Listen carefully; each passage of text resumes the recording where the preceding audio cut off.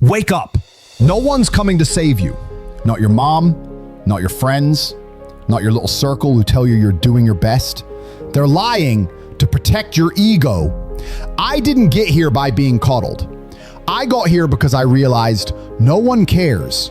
You either suffer now and win later, or enjoy now and suffer forever. Most men, they've chosen forever. They scroll, they sleep in, they chase dopamine like it's some kind of achievement, and then they wonder why they feel empty. You really think most men are weak? Weak. They're soft like butter left in the sun. Let me tell you something. I broke my hand in my third professional kickboxing fight. Kept fighting. Wrapped it in tape and kept swinging. You think your anxiety is special? You think your depression makes you unique? You don't have a chemical imbalance.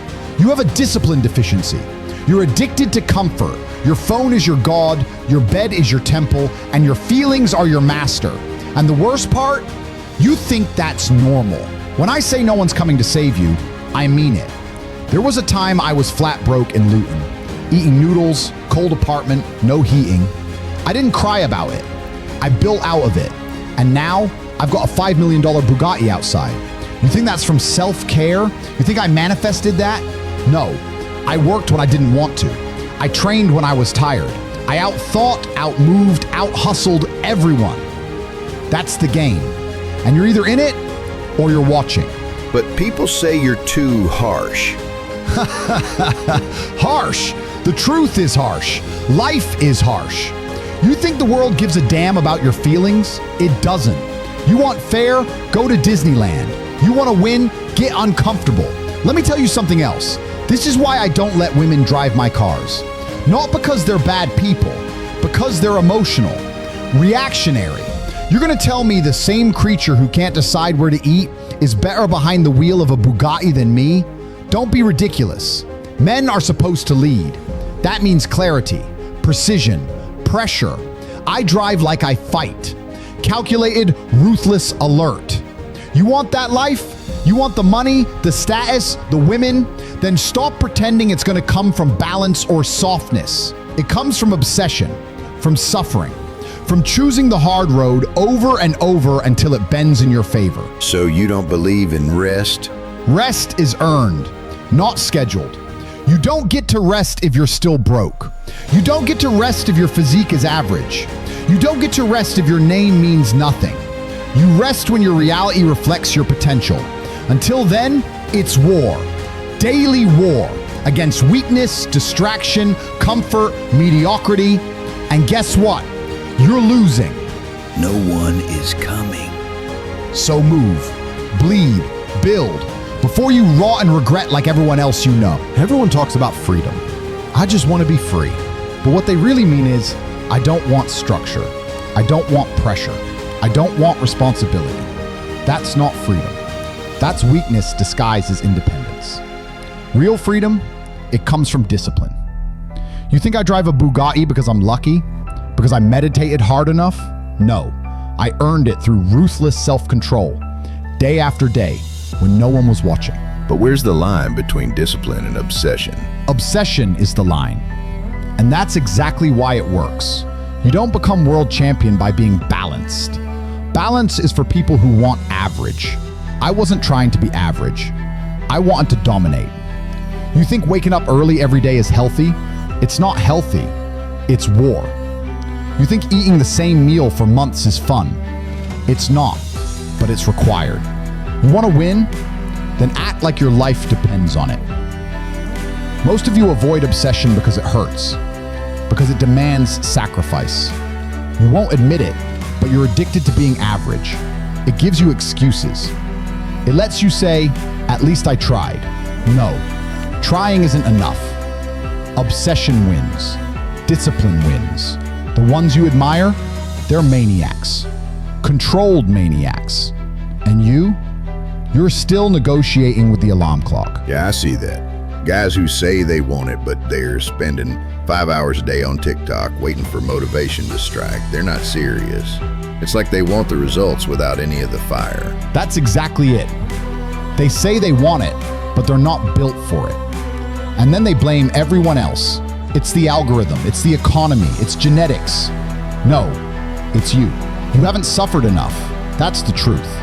You haven't sacrificed enough. You want to look good naked? Then put the cookie down and get under the bar. You want money?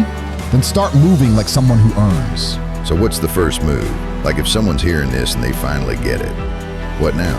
You pick the thing you've avoided longest. You know what it is. The gym, the cold shower, the business idea you keep talking about but never execute. And you attack it. No more research. No more delay. Just war. Just action. I see guys say, I'm burnt out. Burnt out from what? You haven't done anything. Real burnout comes from being on your 50th fight with a broken rib and still stepping in the ring.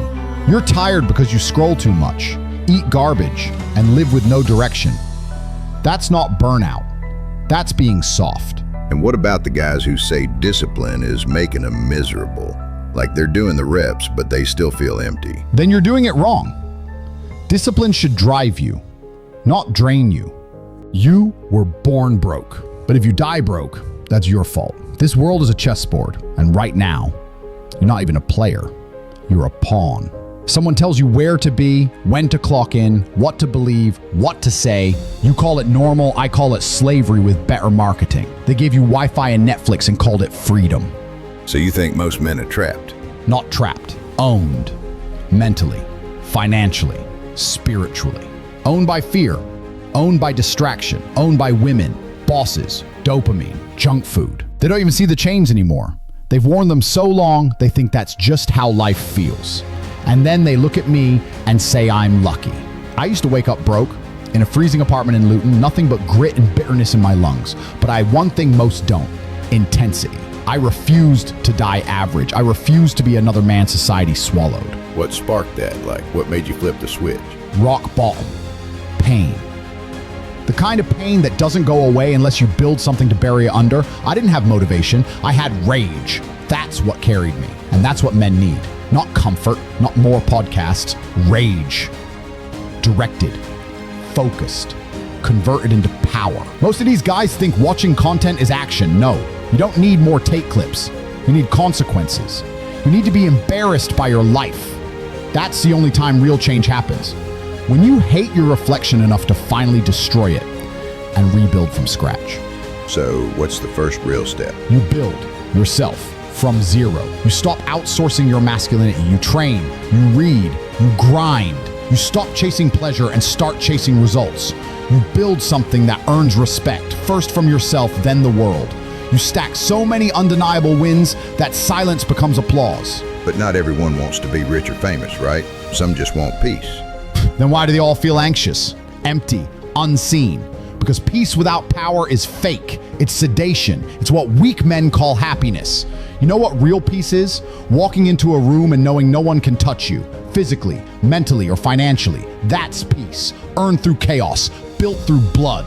You were meant to be dangerous, but they dulled your edge. School, social media, porn, processed food, it all turned you into a comfortable coward. And now you're wondering why she left, why no one respects you, why the world doesn't listen when you speak, because you've become easy to ignore.